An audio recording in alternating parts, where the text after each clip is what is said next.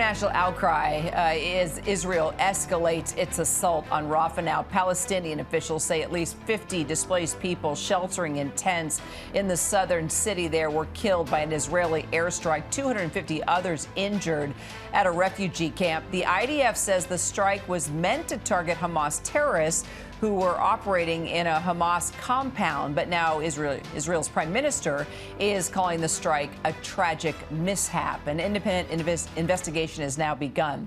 Our White House correspondent Karen Travers joins me now. So, Karen, let's talk about how the White House is handling this now and if we're getting a response to the strike.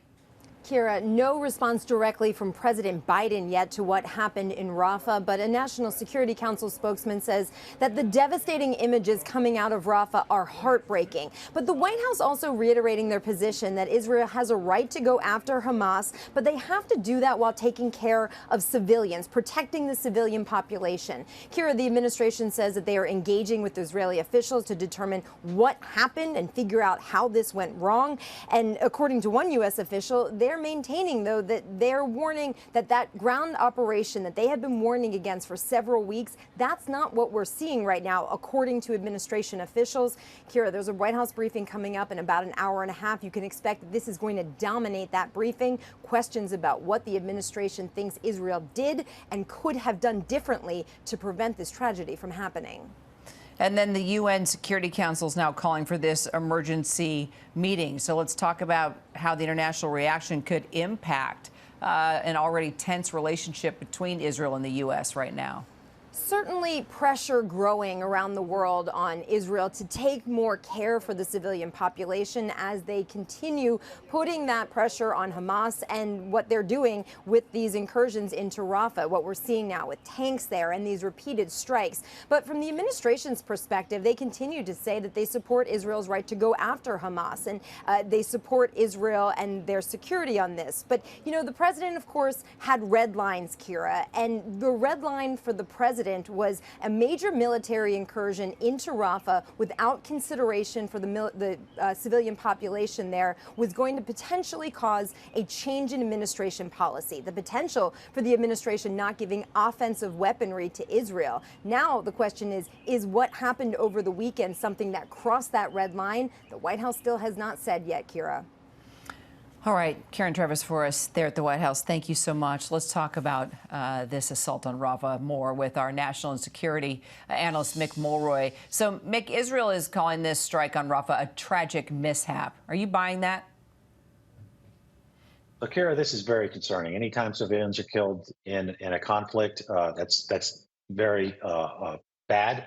But certainly when you go after 2 Hamas militants and 50 civilians are killed, it really does bring in the idea of proportionality and whether this was a strike that needed to happen. It was exactly what the Biden administration was concerned about when it comes to this assault on Rafah, that the civilians would be caught in the crossfire. And these were already displaced people. So they already moved to this location in order to try to avoid this. And yet this strike was taken. I don't know the details, but it certainly on its face looks like this was out of proportion. And it's going to be looked at very significantly when it comes to future munitions from the United States.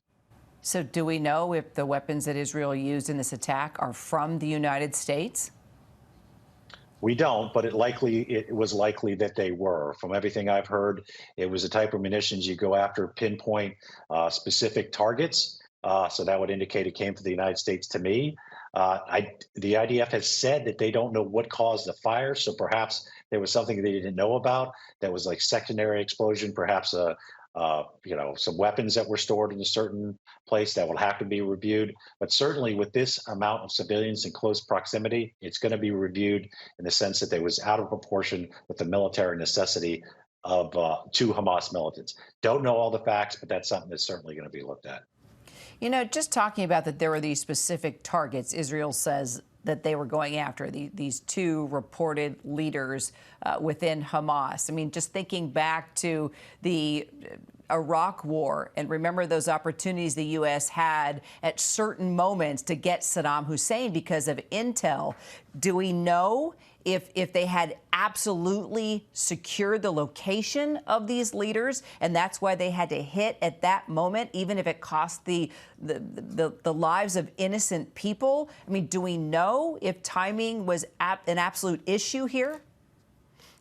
So we don't. We don't know the details of it, but that's what you look at to determine whether a strike was within the international norms and laws. Because, of course, two Hamas militants, terrorists, are valid military targets, but that doesn't mean you can just take a shot anytime you have the availability. The United States passes on many strikes on terrorists. It has in the past based on the civilian collateral damage that's near them. It just looks on its face, if you have 50 civilians that were killed, they killed two militants, that was out of proportion. Again, I don't know what caused a secondary explosion and potential fire. Maybe that's something that was not really expected for Israel to know, but this is going to be reviewed. And on top of all of the international pressure on Israel, this is just going to add to it, and it probably will result in another push to have an immediate ceasefire in the United Nations.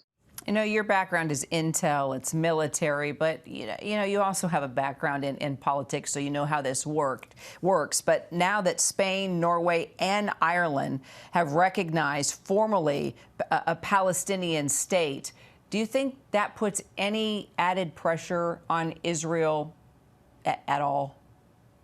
But Kara, I do think it adds more to the overall pressure on Israel. It's mostly symbolic, of course.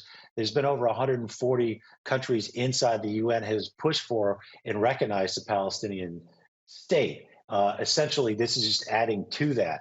But the problem from the U.S. side, and obviously from the Israeli side, is the current governing body of Gaza is a terrorist organization, Hamas. It's a terrorist organization designated by the EU, which those countries are included, and the United States. So it's one thing to say and declare that it is a sovereign state, but the question is who runs it, and it's completely unacceptable to the United States and Israel to recognize a state that's essentially run by a foreign designated terrorist organization. So this is symbolic. It will add pressure, but you could see from the U.S. perspective in Israel why it really is not something that can actually happen. Until there's a diplomatic path to a two-state solution, this is not the way to go about it from the U.S. perspective. Mick Mulroy, always great to have you. Thank you.